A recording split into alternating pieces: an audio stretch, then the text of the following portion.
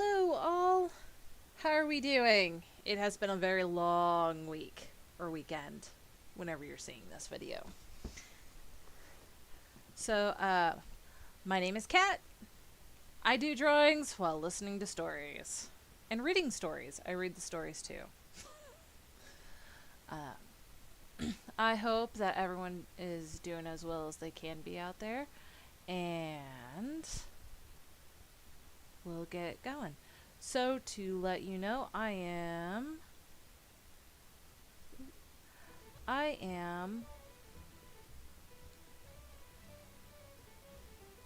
oh my.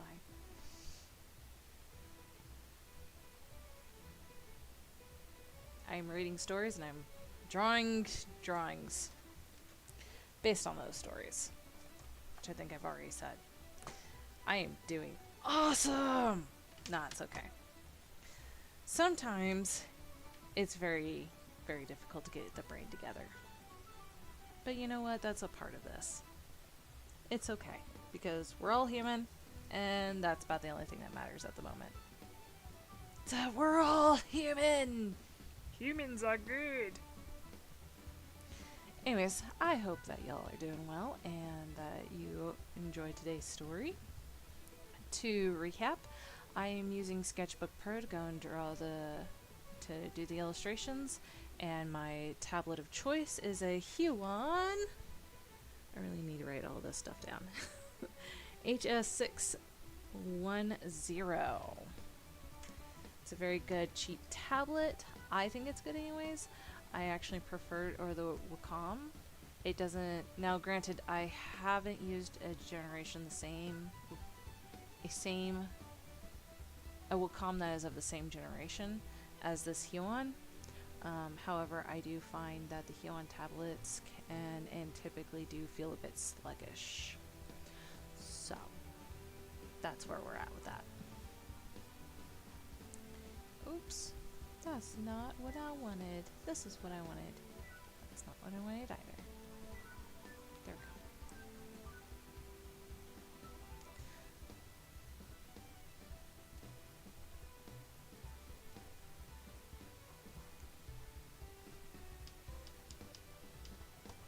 The Yellow Fairy Book, edited by Andrew Lynn, from the 2019 collection of Project Gutenberg. Story 7. The Dragon and His Grandmother. There once was a great war, and the king had a great many soldiers, but he gave them so little pay that they could not live upon it. Then 3 of them took counsel together and determined to desert.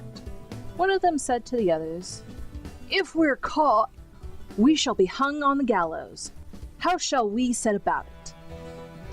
The other said, "You see that large cornfield over there?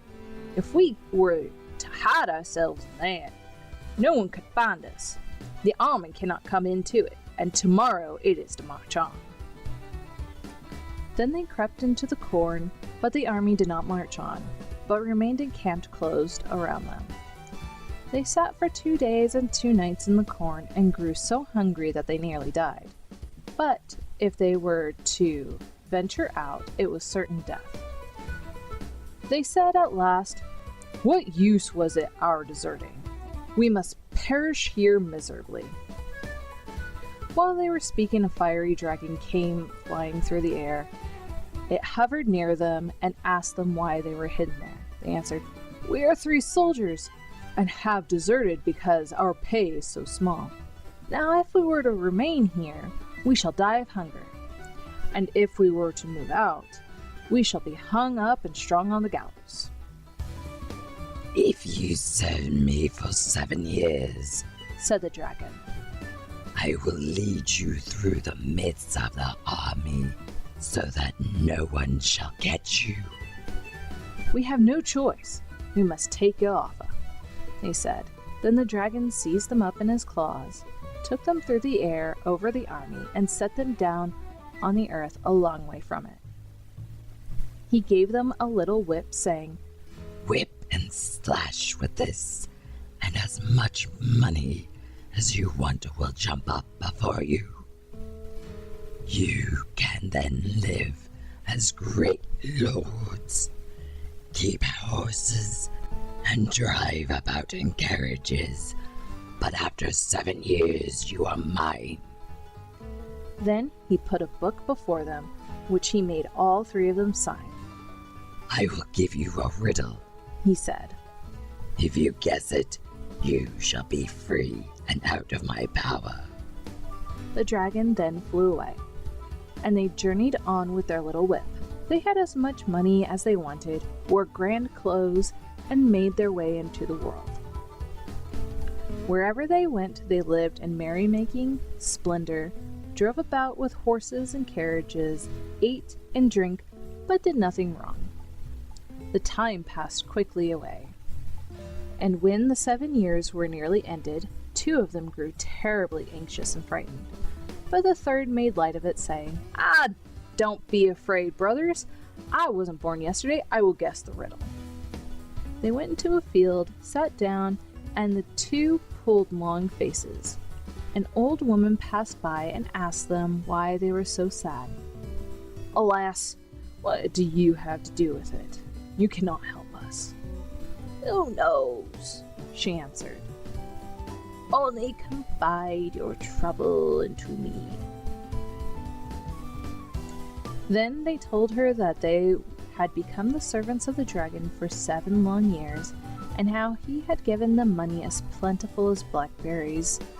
But as they had signed their names, they were his, unless, when the 7 years had passed, they could guess a riddle. The old woman said, If you would help yourselves, one of you must go into the wood, and there he will come upon a tumble-down building of rocks, which looks like a little house. He must go in, and there he will find help. The 2 melancholy ones thought, That won't save us, and they remained where they were. But the third and merry one jumped up and went into the wood till he found the rock hut.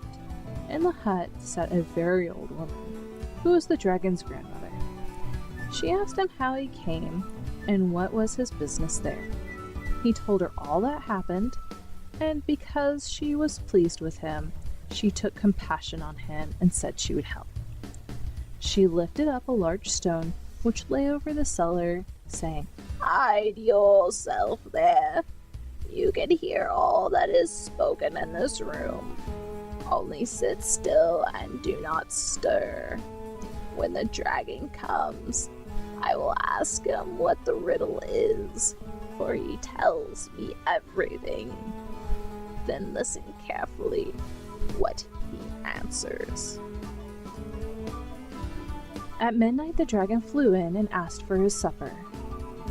His grandmother laid the table and brought out food and drink till he was satisfied, and they ate and drank together. Then, in the course of the conversation, she asked him what he had done in the day, and how many souls he had conquered. I haven't had much luck today, He answered. but I have a tight hold on 3 soldiers. Indeed, 3 soldiers, she said, who cannot escape you, They are mine, answered the dragon scornfully. for I shall only give them one riddle which they will never be able to guess. What sort of riddle is it? She asked. I will tell you this. In the North Sea lies a dead sea cat. That shall be the roast meat. The rib of a whale. That shall be the silver spoon. And the hollow foot of a dead horse. That shall be the wine glass. When the dragon had gone to bed, his old grandmother pulled up the stone and let the soldier out. Did you pay attention to everything? Yes, he replied. I know enough, and I can help myself splendidly. Then he went by another way through the window secretly, and in all haste back to his comrades. He told them how the dragon had been outwitted by his grandmother, and how he had heard from his own lips the answer to the riddle. Then they were all delighted, and in high spirits. They took out their whip and cracked so much money that it came jumping up from the ground. When the 7 years had quite gone, the fiend came with his book and pointed at the signatures, said, I will take you underground with me. You shall have a meal there. If you can tell me what you shall get for your roast meat, you shall be free, and shall also keep the whip. Then the first soldier, "In the North Sea lies a dead sea cat. That shall be our roast meat." The dragon was much annoyed and hummed and hawed a good deal, and asked the second, But what shall be your spoon? "A rib of a whale shall be our spoon." The dragon made a face and growled 3 times, Hum, hum, hum. and said to the third, Do you know what your wineglass shall be? "An old horse's hoof shall be our wineglass." Then the dragon flew away with a loud shriek, and had no more power over them. But the 3 soldiers took the little whip and whipped up as much money as they wanted and lived happily to their lives' end.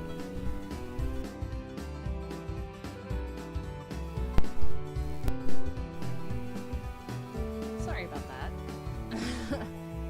Well, I hope you guys liked today's story.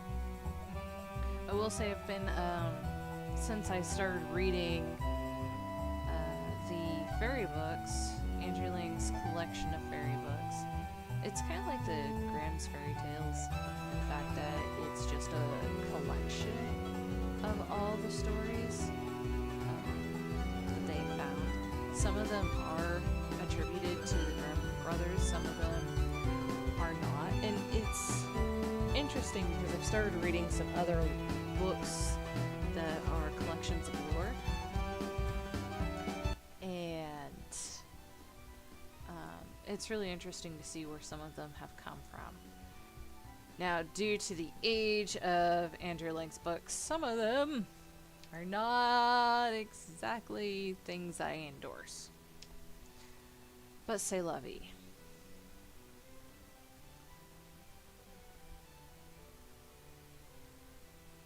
So it's interesting to see how that works.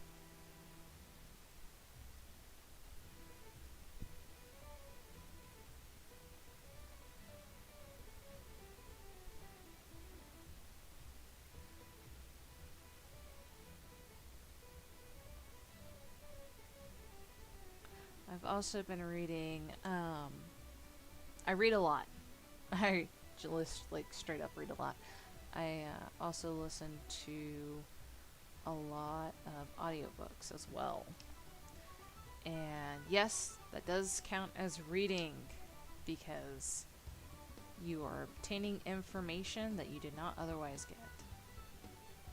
And audio stories have been around since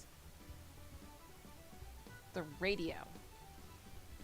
So, if none of you have ever heard about the panic from the War of the Worlds, oh my gosh, that's hilarious, and also downright absolutely terrifying. No, like, people full on thought that there was an alien invasion going, because they told the story as if it was actually a real-time war, as if they were journalists encountering it, which is a really interesting way of telling a story. It's been explored with, what was that? Paranormal Activity was one, Blair Witch Project, which I have never seen. So if anyone recommends it, please let me know.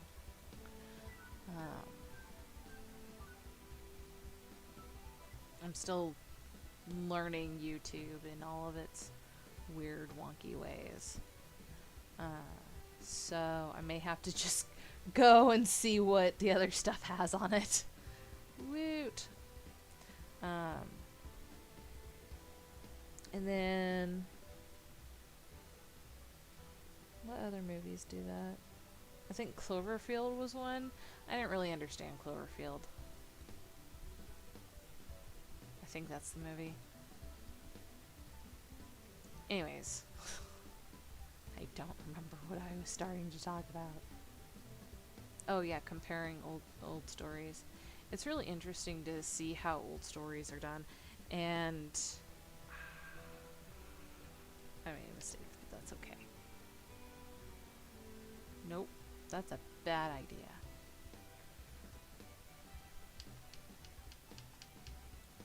If anyone has any questions, please feel free to ask me. I am not one to shy away from having questions asked.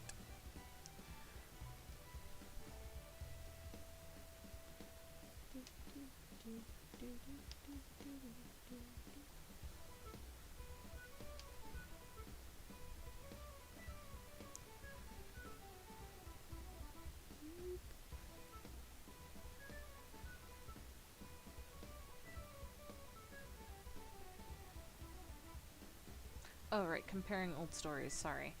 I got distracted. Anyways, so one of the stories I've been reading, which is not from the collection of Lang, is a folktale from is a couple of folktales from Ireland, which this one's a little bit interesting because it goes back to the Six Swans.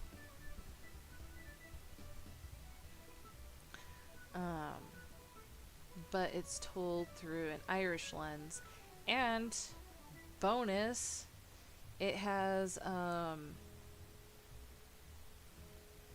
some feelings or counterparts with Snow White and the Six Swans, which are two separate stories, which is an interesting way of that.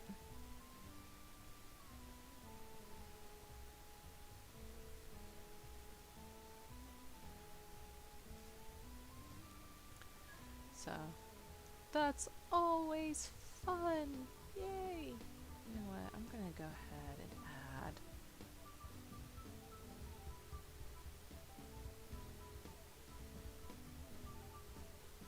Let's go back to this.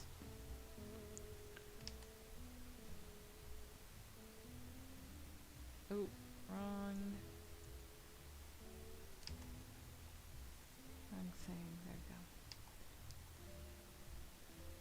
That's definitely the wrong one too. Okay. There. Oh, yes.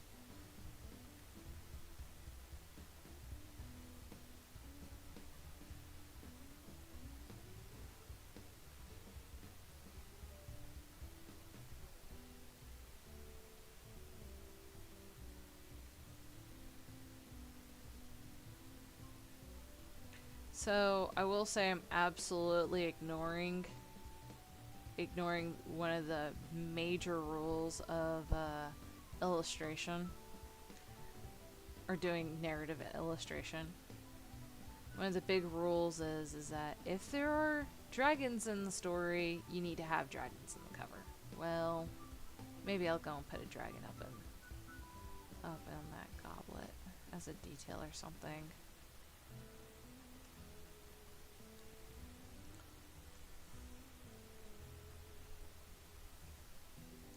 Alright, I'm gonna say something, and this does not mean that I am at all advocating for AI. Recently, I've had the chance to extensively work with AI generated stuff. It is so stupid looking and absolutely not worth the hassle of working with it. Like, at all. It's great for making you laugh. Absolutely great for joke content. But trying to make it into a usable product, absolutely not. Never. You'd be better off just paying an artist for work. I know that that sounds really self-serving, but believe me, it's not. I was working on this image. It was an AI generated image that was sent to me, and the thing was is that, you know, if you didn't look at it, like actually look at it, it looked great. But once you started looking at it, it had so many things wrong with it. And it wasn't the fact that it was you know, structurally wrong. It wasn't just the fact that it was structurally wrong. Like, it can't do words, which you think that with AI it would be able to do words, like auto detect language and everything, but it can't do words.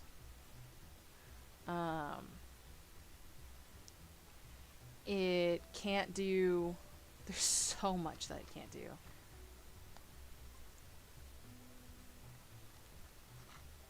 Like, the one basic art form that every human is able to do is to write words. Yes, writing is an art form. Typically, it's called calligraphy. And yes, I didn't say that quite right, but it's good enough for what's going on. But it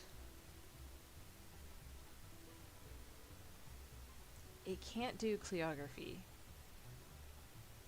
And if you can do calligraphy, woohoo, great.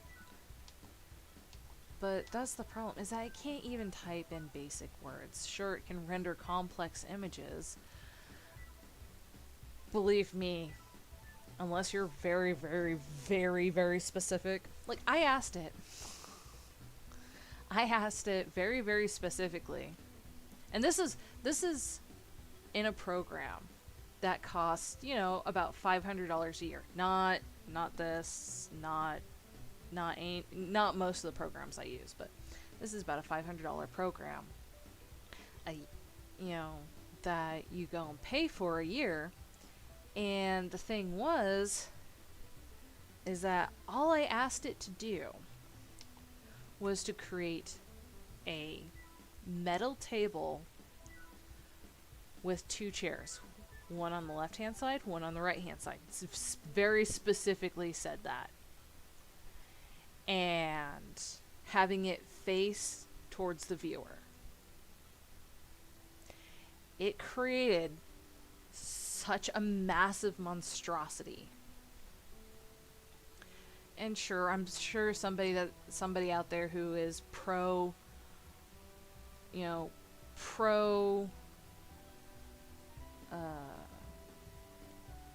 AI is going to be like, oh, you didn't use it right. Yeah, well, I haven't had that much experience with it. But at this point, it's been, God, Midjourney has been out since at least COVID. So, you know, the really nasty bug or whatever you want to go and call it, that the machine will automatically do.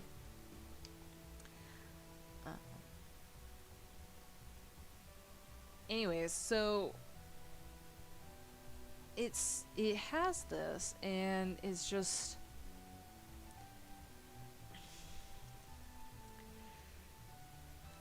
I guess I'm like really just frustrated with it, because here is what's supposed to be this like big thing, and all these companies are wanting to switch over, take creative art, creative works, creative designs and everything, and turn it into AI. Well, AI can do very simple things, very, very well. And I did have it go and do it, and it did a great job rendering ideas. It does an excellent job rendering ideas. That way you can go through and develop your own visual language. But it can't tell what is a good idea and what is not. It literally can't tell what a good idea is and what it isn't. And that's where you need the human element, and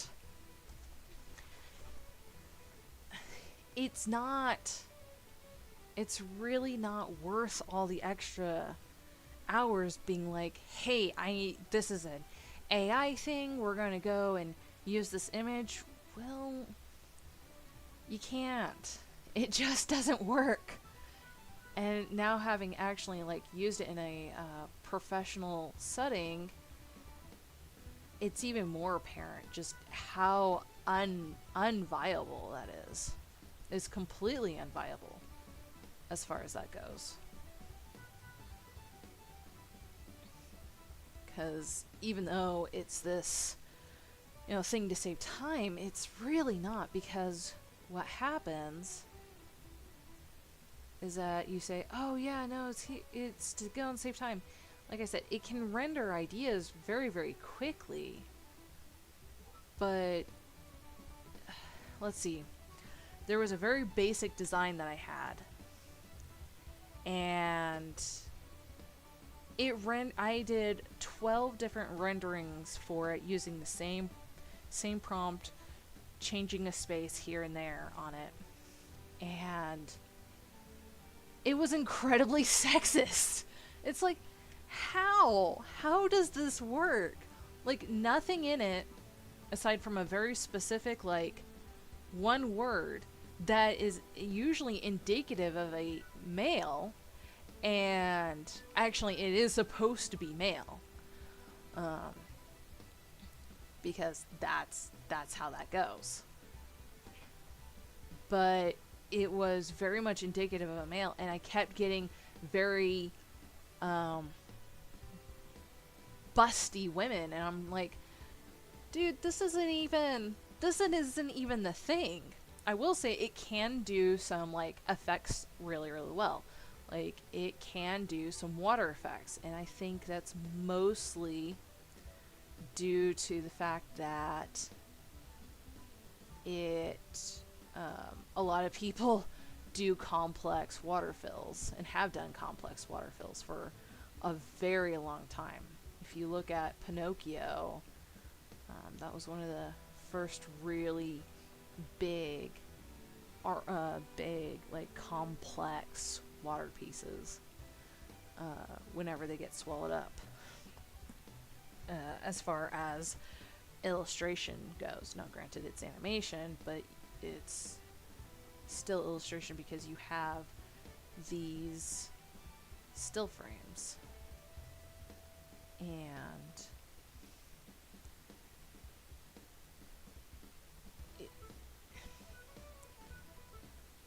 it's just really complex, and even so, it doesn't get what needs to be done with it.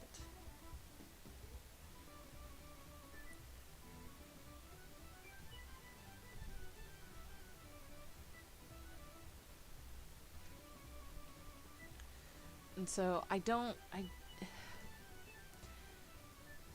it doesn't understand what needs to be done, like, at all. And yes, you can have a very nice, like, jumping off point, but after that, you kind of... It's more like taking a picture of something. Yes, you have very, very nice photos. But if you're taking a photo for reference in order to go and do a drawing, there's a very different thought process with doing reference photos than there is with doing classical or gallery photos. It's a completely different process. And if you don't think so, then go take some take about 10,000 photos and look at the difference between what makes a gallery, what it is about your photos that don't make it into a gallery, what would make them better as a reference photo. Because most photos that are taken out there are excellent reference photos. Even the gallery photos are excellent reference photos. But not all reference photos can be gallery photos. It's kind of like Almost all illustrators can be graphic designers, but not all graphic designers can be illustrators. It's this continuous thing of constant work. And the other thing about AI, and I don't think AI is a bad tool. I think that how it came into the industry and how it was trained was bad. Eventually, I've got like a little comic strip that, or comic idea that talks about this.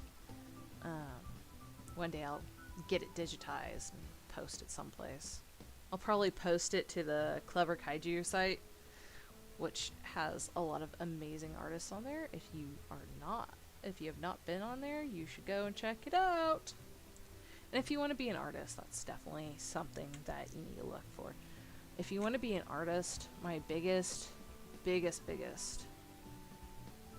suggestion, and it sounds really silly, especially compared to like, oh, you need to practice, you need to set time.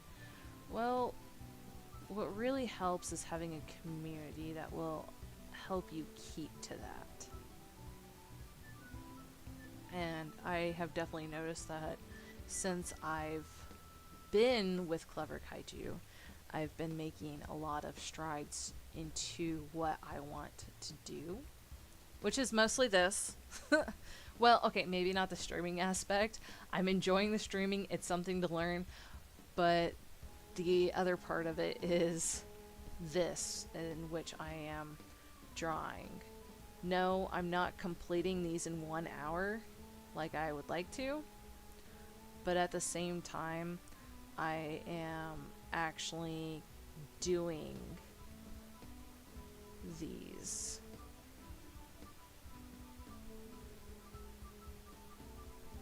And that is the most important part, physically doing it. Just physically setting down time and being like, okay, this is what I want to do, this is at what time I want to do it.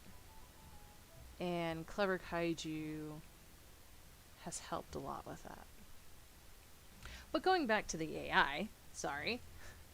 But going back to the AI, I don't think that for a long time it will get to where okay, now when I say a long time, I mean like 2-3 years. But I don't think that it will get to the point where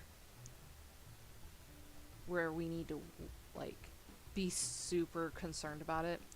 What I do, like my biggest problem with AI isn't AI itself. It is the unethical use of it. And I think that that is the biggest issue that people have with AI, is that it is being used unethically. AI has been used for years, and honestly what we have isn't true AI. It's just a large amount of databases, and it's not what people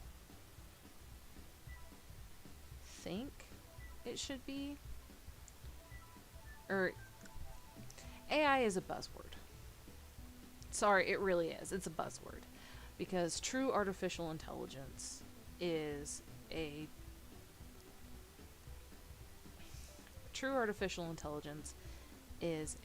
computer that actually gains sentience. Now, is there not an AI out there? Is there an AI out there? 100% totally believe that somewhere deep dark on like some sort of server that has been long forgotten, that there is totally 100% an AI hidden away, and no one knows about it because everyone thinks that it's either anyone who has the power either knows it exists and is hiding, or is a conspiracy theorist.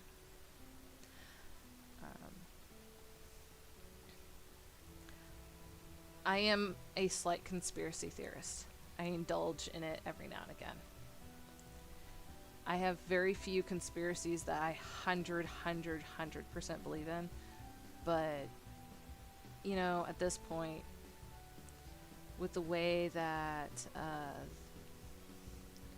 the people like to go and get computers to go and talk to each other, I mean, even other people.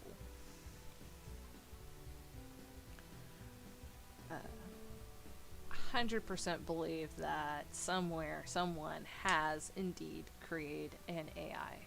Whether or not they know it, who knows? But a true AI, not what we call AI. What we have as AI is just generative databases, not true artificial intelligence. Like, when I'm talking AI, I'm talking like Jarvis, I'm talking like once he becomes, oh god, what's his name? Vision. Once Jarvis becomes Vision. Because Jarvis was AI, even before, like, right before he became Vision.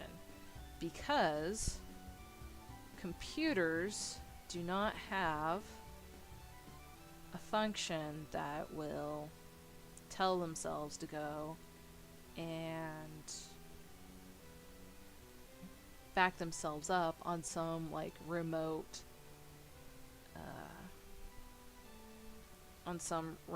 random server that they technically have no access to. No, that's AI. That's something that has the capability of rationalizing, hey, if I don't do this, I'm going to die. So Jarvis had true AI. He just evolved. Data is another one. I know that I'm picking like sci-fi and pop culture, but probably one of my favorite sayings is that science fiction is precursor to science fact.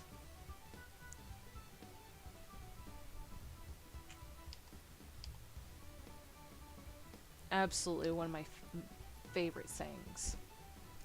Because it's true. It really is true. If you look at almost all of science fiction history, or science history, almost 90% of it came from science fiction. Like cell phones, think Star Trek. Well, I'm sure that there were earlier ones than Star Trek. I mean, Doctor Who was also one, too. Anyways, big Doctor Who fan. But going back to the generative AI, I don't like the way that something that could have been super helpful to people was contaminated by greed. It literally was contaminated by somebody else's greed. And yes, I do mean contaminated, because what they could have done, what an ethical company could have done, should have done, and I don't know if there are any ethical companies that have done this, or anyone who wants to be called ethical. But what an ethical company could have done is they could have taken the Wiki Commons database, the Google's Google open source or open artwork database that has all the artwork in the world that is open and copyright free. Use that to train the models, and then just use copyright free or partnered with artists, established artists, to help create different work. And even better, with this type of thing is that they could have, like what artists have been doing with brush packs and everything. Artists go and create specialized brush packs for different programs to work off of. What they could have done has been like, oh, hey, you want to go and have generative AI art or generative artwork that looks like Bob Ross. Okay. Oh, you want to throw in a little bit of like Cezanne in there. Okay. Let's go and see what happens. You know, you could have worked with either the IPs of these companies, given them a share. You know, like what freaking Sims. Sims is a great example. Because they did like the whole Harry Potter thing. Yeah, they did like the whole Harry Potter thing and all that with Sims 3, 4. There's so many different expansions with Sims. But here it is. You could have done all of this and then, oh, hey, here's an artist who doesn't mind having their database or their artwork on with their stuff. But, you know, they could have sold, oh, hey, you want to go and have a little bit of my artwork in there? Okay, here, you get my early artwork to go and throw into the machine. Then the artists could have worked with these companies to sell some of their older works. You know, I'm not saying that they would have, but we won't know now. It could have been a very lucrative business all around, and instead it was a not so much. But the other thing about it is that they could have sold these generative databases to go and for artists themselves to go and use, because then they could have used their own work as a data source. So that way it would be on their home machine, and then they could have generated ideas in their own styles that are, hey, I need it to be more like this style. Okay, let's go and add a little bit more of Franzetta into this. Great. Looks more like Franzetta. Okay. Because then it actually is helpful. It goes back to actually being a tool and not just some thievery that is done. But that's my 2 cents on it. I know I probably have said that I was going to stay away from it, but now actually having worked with it,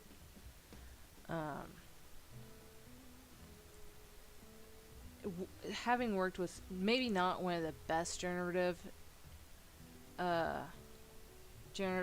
databases, but having worked with one of the generative databases extensively now, it's not as truly frightening as I think a lot of people are concerned about. I think that becoming dependent on it and having lost all that revenue is absolutely ridiculous. Generative companies, I'm sorry, but unless you got the artist's permission to work with it, you absolutely shot yourselves in the foot. Absolutely shot yourselves in the foot. And anyone who supports it wholeheartedly, you're shooting yourselves in the foot. You're destroying yourselves, honestly. It's like a friggin' Ouroboros.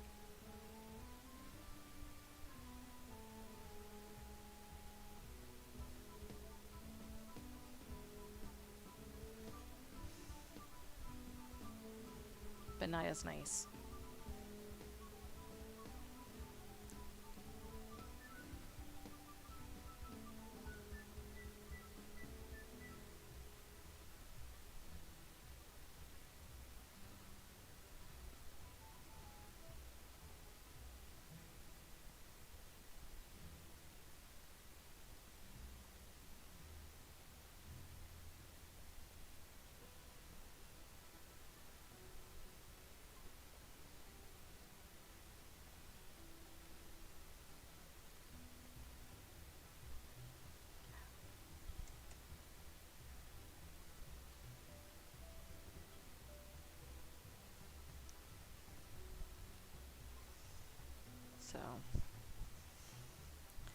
know, it sounds super silly.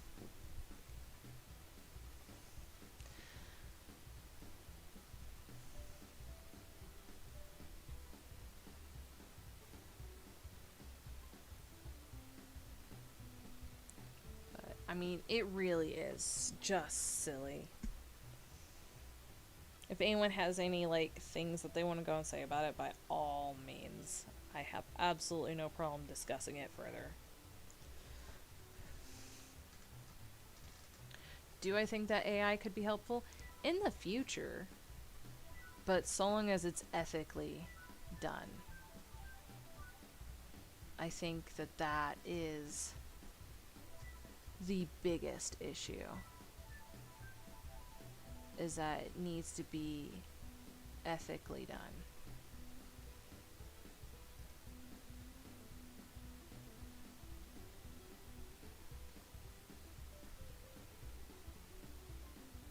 So, I don't know. I don't know.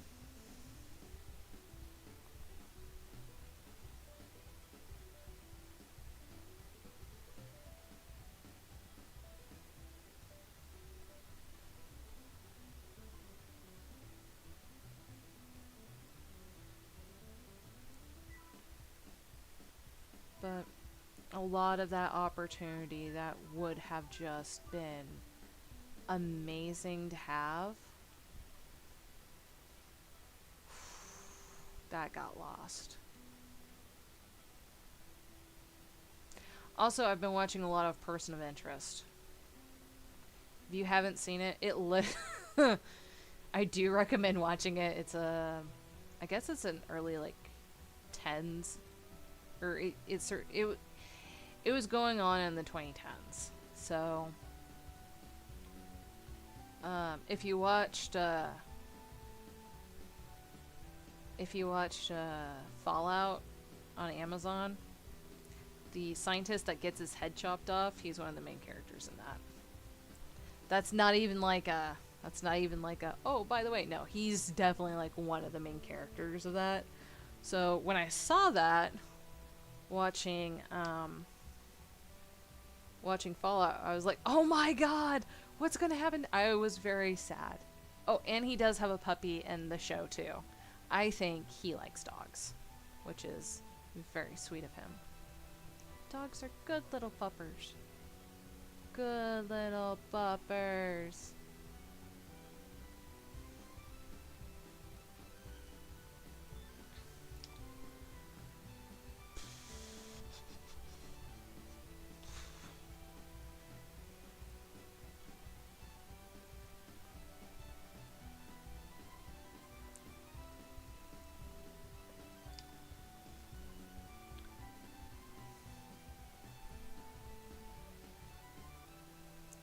If I can get a picture of the terrible generated AI image, I'll definitely post it someplace.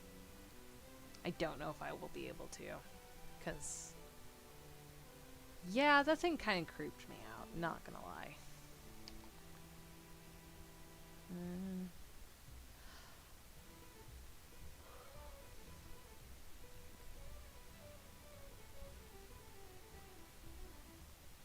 Yeah, that thing was super creepy.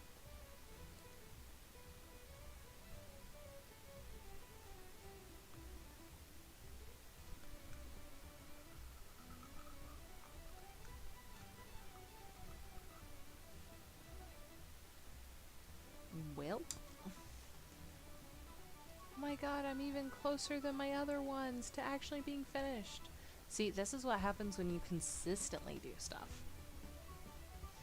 Yeah, I know, I'm being silly. But consistency is key. And I'm not just saying that to be like, oh yeah, consistency is key. No, I'm telling myself that. All of you just happen to be right here with me.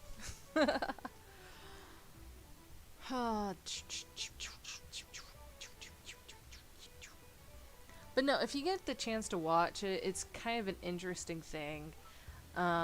Which it actually is the reason why I kind of think that a AI system's out there already. And we just don't technically know about it. Oh, that's what I need. Nope, wrong way.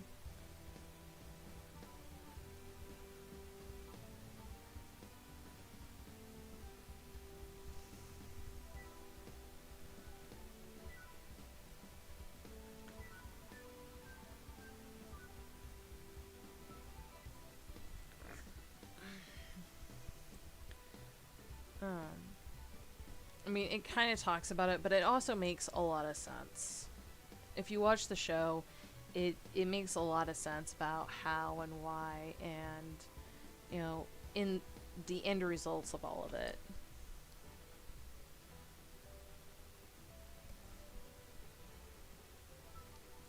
Because, yeah, it makes. Oh, I didn't do that. Oops.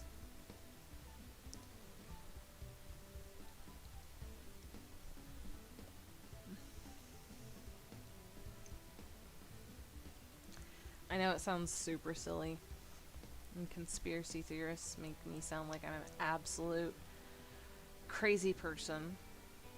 But one of the other things I believe in is that everyone has their own conspiracy theory. They just call it, superstitions. Superstitions are old-timey for conspiracy theory.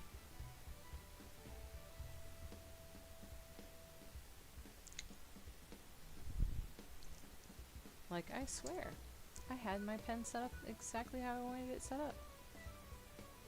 Oh, that's why. That's a lot.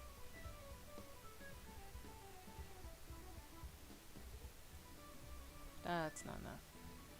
Let's go with 12. I'm liking that today. That seems to be my big number, is 12. There we go. I like that. Much better. Anyways.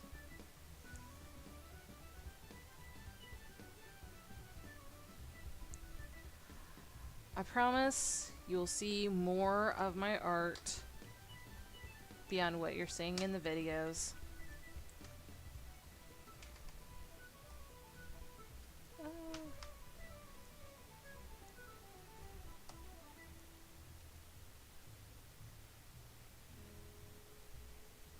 But this is where we're landing at tonight.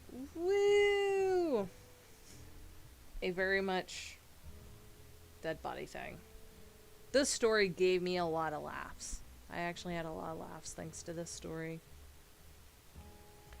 Makes really sense. Except the corn. Being in a cornfield. The only way that you can hide in a cornfield is if the stalks are all the way up. And by that time, there's going to be some corn. Even baby corn is edible. How could they not eat anything? Like, oh my god, we're gonna starve. No, you're not. There's literally food all around you. Yes, you can eat corn raw. It just tastes better when you don't. When you don't eat it raw.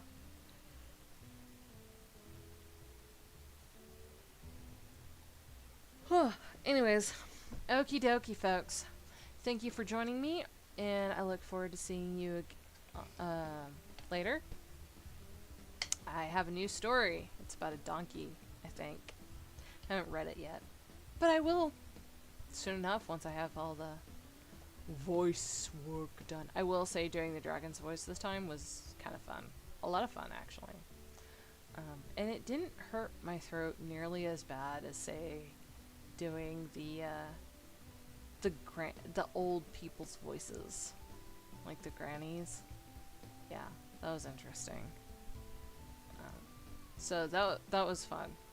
But yeah, how do you starve with corn being all around you, especially if it's high enough for you to like hide in? If somebody has an answer for that, I would love to hear it, because I don't know it. Anyways, also, I am looking for a mic. If anyone has any suggestions, please message me. You can just message me in the chat or wherever, and I will do my best to find it and read it because, like I said, I am still learning. Constantly learning. Constantly learning. If you stop learning, you stop growing and you stop changing. And that's sad because you're missing out on so much out there. There is so much out there. Okie dokie, I'll stop being sad. I look forward to seeing y'all next time, okay, guys? I hope that you have a great one, and I would love to start seeing some art from y'all.